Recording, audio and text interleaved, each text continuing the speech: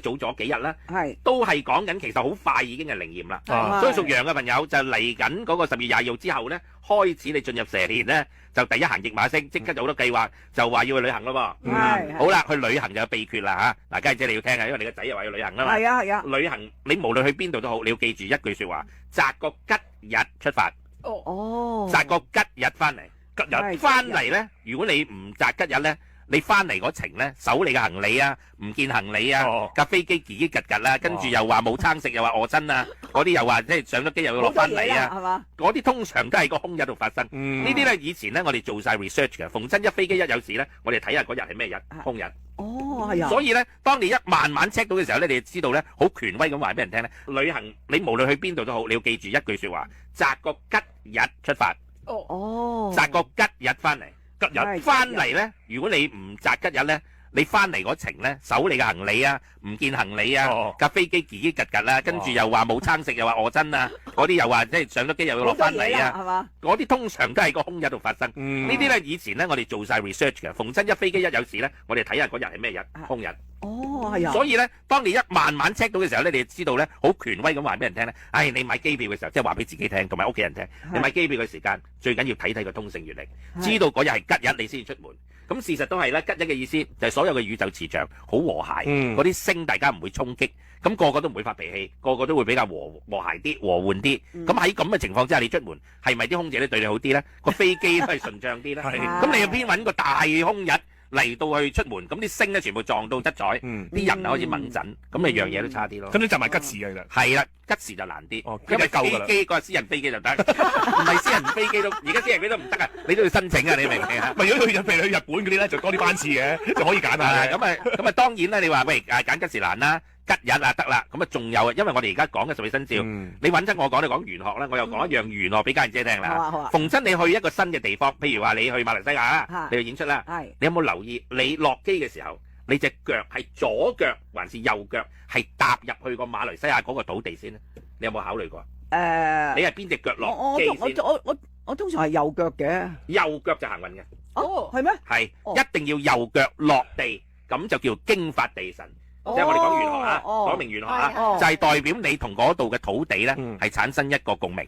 咁所以有一個經發地神嘅真言咧，都係用隻右腳嚟拍嘅右腳嘅，用個手，用嘅5個手指咧拍一拍嗰隻右腳，咁就代表咧就係通知到我哋地神咧，你係降臨啊！你降臨咗之後咧，佢就由頭到尾保住你。咁呢個都係我哋中國古傳嘅一啲表面上迷信，但係裏邊其實係靈異嗰 part 嚟嘅，係屬於玄學嘅部分，就係講到有冇地主嘅問題，即係有冇靈界嘅問題。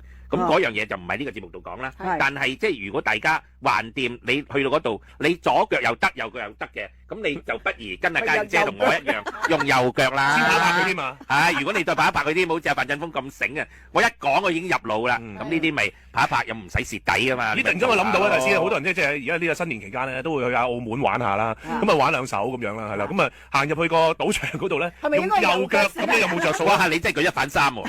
但係去澳門咧，即係你去澳門有一個秘笈㗎，就因為點解咧？澳門佢本身咧，佢有個八字嘅，佢係生於咧12月嘅。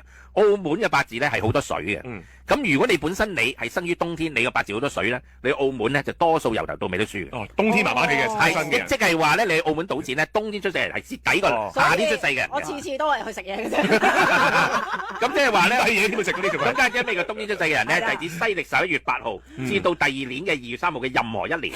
呢段時間出世嘅人都係叫水多嘅，佢哋呢種人咧去澳門嘅説話咧，坐親船又要過大海啦，而家就坐車就好啲。如果你係坐船過大海咧，咁你本身澳門咧又係水多，你又過埋大海，你自己又水多，水浸就變咗。咁你邊度可以贏錢啊？你明唔明啊？咁所以就開始要揀賭場，揀一間賭場要好多火嘅。咁呢樣嘢我就唔講得出街嘅。我陣間先下問你啊。咁所以其實咧，即係每一個人成功，或者每一個人能夠贏到錢，或者投資成功，其實後邊係有條數嘅。你捉到嗰條數咧，咁呢樣嘢就係玄學嘅秘密，就係玄學成功嘅地方。嗯咁所以澳門咧，我而家就爆咗俾大家聽。所以其實我係唔係好想澳門咧係取消嗰個跑狗同埋跑馬嘅，因為狗同馬都係屬火嘅，其實對澳門嘅運係好好嘅。但係由於今年咧，即係2025年咧係蛇年咧係屬火嘅，而明年馬又係屬火，再明年係羊又係屬火，連續3年火地年咧，澳門就旺到七彩。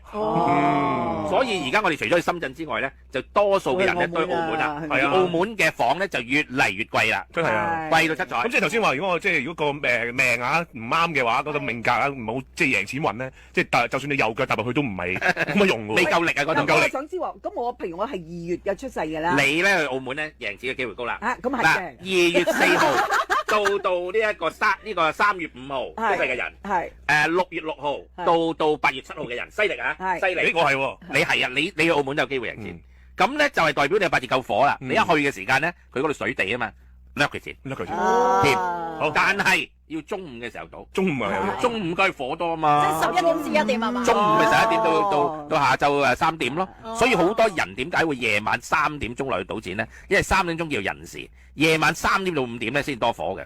咁所以嗰個又係火嘅時辰，即係凌晨3點。哇！但係要11點咪輸到個撲喺度，點解11點係水嘅時辰？你又多水，又去咗個水地，跟住喺水嘅時間內賭錢，唉，都係咁先。即係凌晨3點好啲。係咁，所以大家要知埋啲時辰咧，咁就着數啲啦。所以點解有啲人咧，連條褲都要諗埋，着紅定着白褲，都係有呢啲有關係㗎好多嘢㗎，好多嘢嘅。中意玩兩手嗰啲人咧，係入賭場係好複雜嘅問題，講10集都講唔完，係你明唔明啊？